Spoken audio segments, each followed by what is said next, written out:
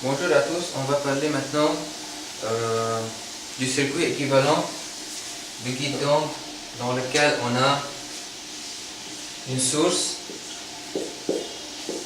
accompagnée de deux guidons et ces deux guidons relient la source avec le récepteur. Donc remarquez cela.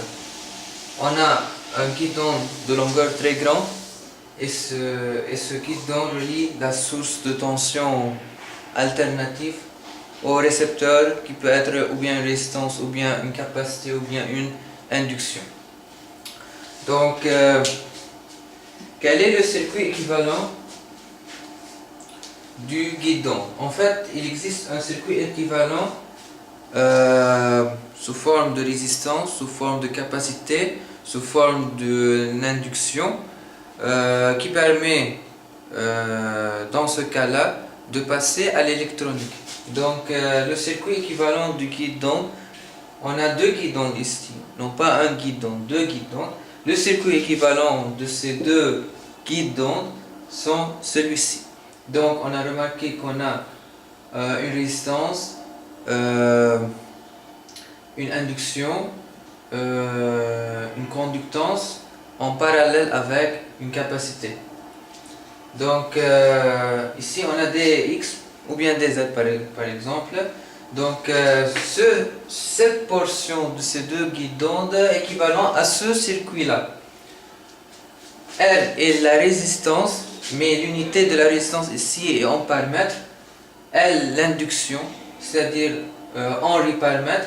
Tous Henri parce qu'on a multiplié par une distance qui est dz ou bien dx. G la conductance et C la capacité. La tension ici avant dz est égale à V de z à l'instant t.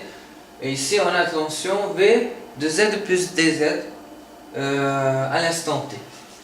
On peut remarquer qu'on a une relation entre la tension ici et la tension ici. Donc on a une relation entre la tension pour la position z et la tension pour la position z plus dz.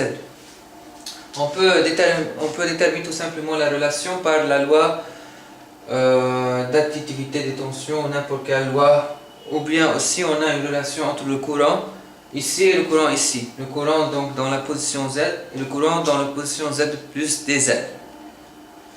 En fait, première méthode, ou bien premièrement, d'après la loi d'additivité des tensions, on a Vz à la position z et à l'instant t est égal à R multiplié par dz multiplié par I, zt à la position z et à l'instant t, plus etc.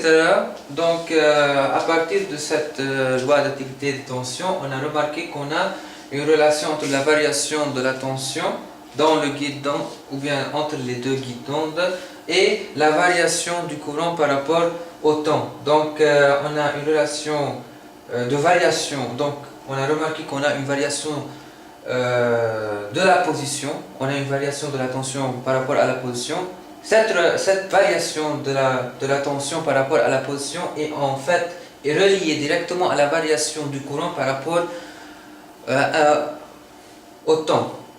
Parce qu'on a le terme dI sur dt. Le terme dI sur dt, c'est la variation du courant par rapport au temps. Et puisqu'on a une tension alternative, donc la variation de la tension par rapport à la position, c'est une expression sinusoïdale ou bien cosinusoïdale. Parce qu'on a une relation, la variation de V par rapport à Z, c'est une relation